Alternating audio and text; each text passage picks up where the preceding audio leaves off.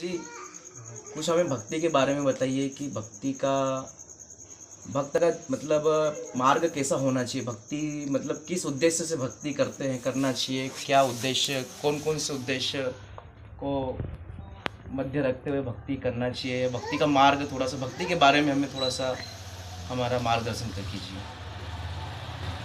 भक्ति भक्ति का मतलब होता है समर्पण।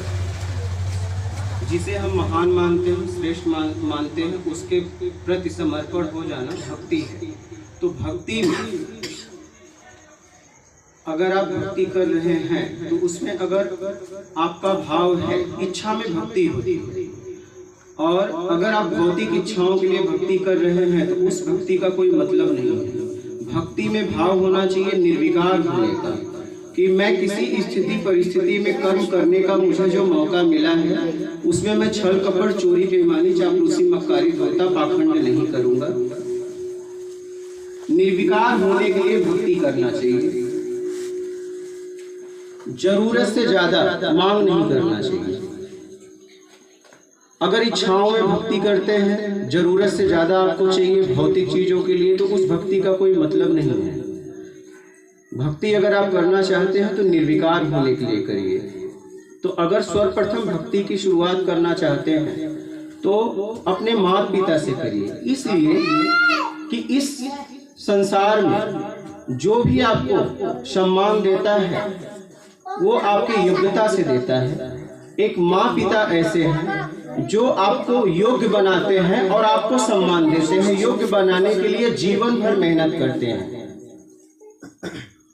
तो माता पिता से भक्ति की शुरुआत करना चाहिए। इसलिए जो पिता है वो सृष्टि करता है। इस ब्रह्मांड के सृष्टिकर्ता को किसी ने देखा या नहीं देखा, जो मेरा स्वयं का सृष्टि करता है इस शरीर का, वो पिता है। स्त्री हो या पुरुष, पिता के शरीर से निकलते हैं। और माँ दो बार पालती है, एक बार संसार में आने योग्य बनाती है, गर्भ में पालती है, और फिर संसार में आपको चलने और कार्य करने योग्य बनाती है।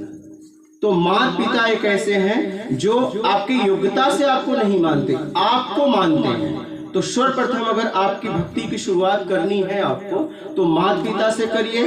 प्रातः उठ के उनका पांव छूइए, उन्हें समर्पण करिए, उनसे आशीर्वाद लीजिए और आगे आपको जो करना है करिए। भक्ति में ईमानदारी रखिए। जीवन में जो आपका कर्म है आप उसे साधना बना सकते हैं। बस उस कर्म में जो भी परमात्मा ने जो भी